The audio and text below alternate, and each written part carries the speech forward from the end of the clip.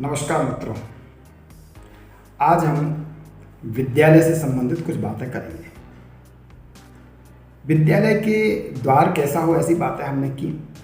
अब बात करेंगे विद्यालय के परिसर की। वास्तव में हम एक ऐसे विद्यालय की कल्पना करते हैं जिसको हम कह सकते हैं बोलता विद्यालय। विद्यालय बोलता है, विद्यालय प्रेरणा देता है। विद्यालय परिसर में उपस्थित होने मात्र से कुछ सीखने मिलता है। उसके लिए कुछ अलग से करने की आवश्यकता नहीं है, केवल उपस्थिति पर्याप्त है। विद्यालय के मुख्य द्वार के जब हम अंदर जाते हैं तो एक सड़क होती है जो मुख्य भवन तक जाती है या कार्यालय तक जाती है या कक्षा तक जाती है। उस परिसर के अंदर के छोटे से मार्ग या सड़क पर दोनों ओर कुछ पौधे होने चाहिए, कुछ पेड़ होने चाहिए। धीरे धीरे उन पौधों को लगाने के लिए जो व्यवस्था निर्मित होनी चाहिए वो व्यवस्था विज्ञान शिक्षक या पर्यावरण वाहिनी का गठन करके होना चाहिए। विद्यार्थियों के द्वारा वृक्षारोपण हो, विद्यार्थियों के नाम की प्लेट उस पौधे के पास लगी हुई हो, उस पौधे के संरक्षण की, पानी सींचने की, खाद देने की, कटाई छटाई की और उसको सीधा रखने की, उसके पुष्ट और पोषण की चिंता विद्यार्थी को करना चाहिए। उस पौधे का वास्तविक नाम, प्रचलित नाम, वैज्ञानिक नाम, उस पौधे से प्राप्त औषधीय गुण, ऑक्सीजन की मात्रा इत्यादि का भी एक छोटी सी तख्ती में उल्लेख किया जा सकता है। यदि विद्यालय परिसर में पहले से पेड़ लगे हुए हैं तो उन पेड़ों के ऊपर उनके नाम और वैज्ञानिक नाम की तख्ती लगी हुई होनी चाहिए। एक पुष्पों से सुसज्जित परिसर, अच्छा परिसर, एक पुष्प जो आपने विद्यालय भेजा है, एक पुष्प जो विद्यालय में उपस्थित है, और उन दोनों पुष्पों को अभिसिंचित करता, विकसित करता माली, शिक्षक, विज्ञान शिक्षक। शिक्षा ऐसी हो कि विज्ञान पढ़ाना है तो परिसर में आकर के पौधे के विभिन्न भाग बताए जा सकते हैं, पुष्प के विभिन्न भाग प्रत्यक्ष बताए जा सकते हैं। ऐसा पूरा का पूरा वातावरण होना चाहिए। ये तो हुआ पर्यावरण वाला भाग, जिसमें विभिन्न प्रकार के गमले भी कार्यालय के दोनों ओर लगाए जा सकते हैं। पक्षियों के लिए पानी पीने के लिए एक प्रयोग हुआ था हमारे विद्यालय में। जो तेल के डिब्बे, प्लास्टिक इत्यादि के बच जाते हैं, बेकार हो जाते हैं, उनको काट करके और व्यवस्थित पेड़ों पर लटका करके और उसको ऐसी व्यवस्था दी जिसमें कुछ दाने भी रखे जा सकते हैं और पानी भी भरा जा सकता है। तो गर्मियों के समय में पक्षियों के लिए पानी और भोजन की व्यवस्था विद्यालय परिसर के अंदर की जाना प्रेरणादायी वातावरण रहता है। विद्यालय का मैदान साफ हो, स्वच्छ। ऐसा ना हो कि विद्यालय का जैसे ही लघु अवकाश होता है, भोजनावकाश होता है, तो उस भोजनावकाश के दौरान विद्यार्थी अपने टिफिन को खोलते हैं, पन्नी पॉलीथीन कागज़ फेंकते हैं, रोटी के टुकड़े फेंकते हैं, अचार के टुकड़े फेंकते हैं, बास आती है। ऐसा परिसर होना ही नहीं चाहिए। विद्यार्थियों में ये प्रेरणा भाव होना चाहिए कि अपने टिफिन के अंदर के जो अचार के टुकड़े, पॉलीथीन इत्यादि है उसको डिब्बे में रखें और या निर्धारित डस्टबिन में डालें। परिसर को स्वच्छ रखने के लिए श्रम सेवा विभाग का गठन किया जाना चाहिए। श्रम विभाग या श्रम सेवा विभाग, जो भी नाम आप देना चाहें वो दे सकते हैं। अच्छा, विद्यार्थियों का कक्षावार एक सेवा विभाग हो जो प्रतिदिन कम से कम 10 मिनट की सेवा दे, और यह जो सेवा का कार्य है, इस सेवा कार्य के अंकों का मूल्यांकन उसकी अंक सूची में होना चाहिए। पौधों वृक्षारोपण करता है, उसकी देखरेख करता है, ये उसकी अंक सूची में अंकन होना चाहिए। उसका प्रत्येक कार्य व्यवहार सतत निरीक्षण का विषय है, इसीलिए तो कहा जाता है सतत एवं व्यापक मूल्यांकन। तो परिसर में जो डस्टबिन रखे हुए हैं वो भी अट्रैक्टिव हों, ऐसे लगे जिसमें बच्चों को, छोटे बच्चों को कम से कम उसमें कुछ डालने का मन करे। कुछ स्लोगन उसमें लिखे जा सकते हैं, कुछ चित्र उस पर बनाए जा सकते हैं। मैं भूखा हूँ, मुझे कचरा दो, कचरू मल, सेठ कचरू मल, कुछ भी ऐसा हास्य व्यंग हो, किसी संप्रदाय जाति विशेष पर कोई टिप्पणी ना हो।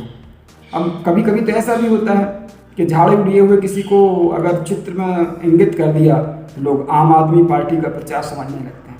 तो ऐसा नहीं है।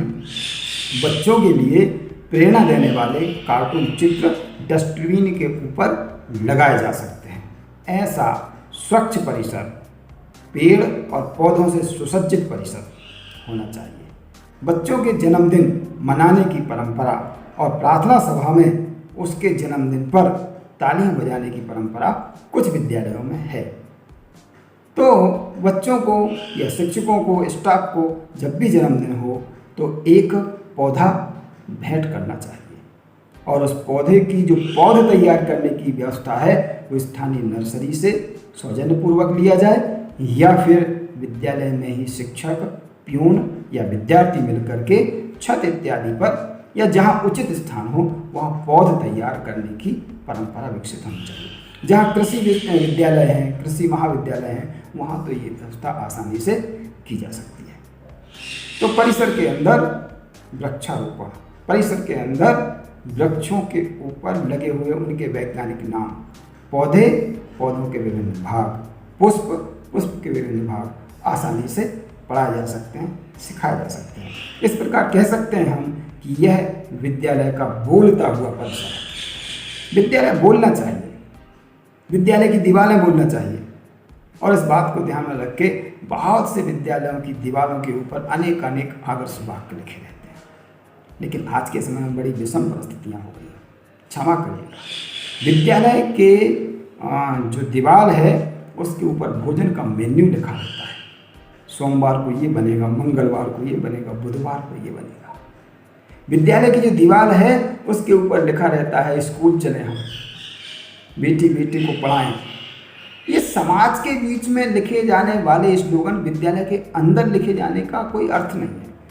वहाँ विद्यार्थियों के लिए प्रेरणादायी स्लोगन होना चाहिए, चित्र होना चाहिए। चित्रों के बाजू में या नीचे कुछ पंक्तियों में चरित्र होना चाहिए, क्योंकि चित्रों से चरित्र का निर्माण होता है।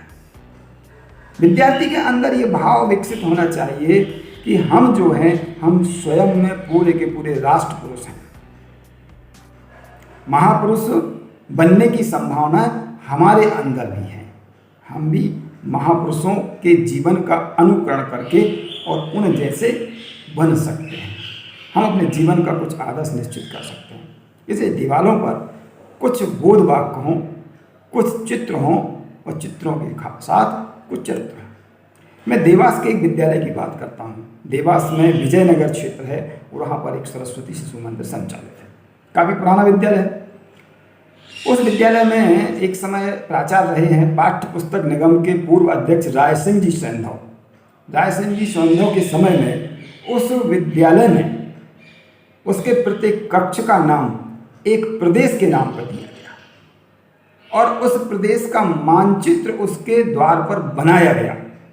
उसकी जनसंख्या, उसकी साक्षरता, उसका लिंग अनुपात इत्यादि उस पर लिखा गया। यदि ऐसा हम कर पाते हैं कि महापुरुषों की एक श्रृंखला हो, प्रदेशों की एक श्रृंखला हो, ऐसा करके अगर हम कक्षों के नाम देते हैं तो सामान्य ज्ञान का भी विकास होता है और नाम भी व्यवस्थित रहते हैं। और जब प्रदेश का नाम एक कक्षा को दे दिया तो कक्षा के अंदर बैठे हुए विद्यार्थी क्या हुए? उसके अंदर बैठे हुए विद्यार्थी वहाँ की जनसंख्या हुए कुछ, या फिर वहाँ की विधानसभा के सदस्य हुए। वहाँ का मॉनिटर कौन हुआ? हो सकता है मॉनिटर को आप मुख्यमंत्री मान लें। शिक्षक कौन हुआ? उसे आप राज्यपाल मान लें। एक राजनीति विज्ञान पढ़ाने का जज्बा भी उससे विकसित होता है, सेवा का जज्बा भी उससे विकसित होता है, एक समझ भी विकसित होती है। कक्षा के अंदर विभिन्न परिषदों का निर्माण करना ये अलग विषय है, उस पर हम अलग बात करेंगे। लेकिन कक्षा का परिसर बोलना चाहिए, परिसर डोलना चाहिए, परिसर शिक्षा देना चाहिए।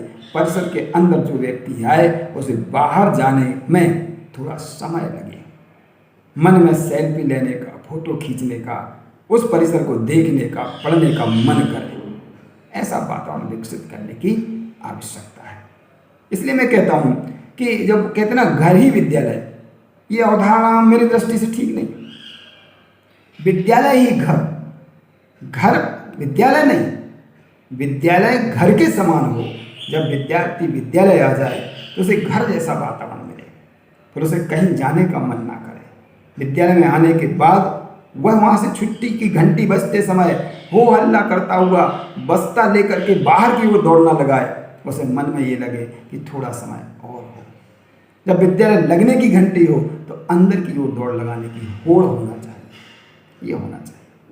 ऐसा प्रभावी विद्यालय, प्रभावी विद्यालय का परिसर और प्रभावी शिक्षक, ये सारी की सारी व्यवस्था शिक्षकों की, अभिभावकों की, प्राचार्य की योजकता से बनती है। और इसकी जो प्लानिंग है, इसकी जो कार्य योजना है, वो एक अलग से बनना चाहिए।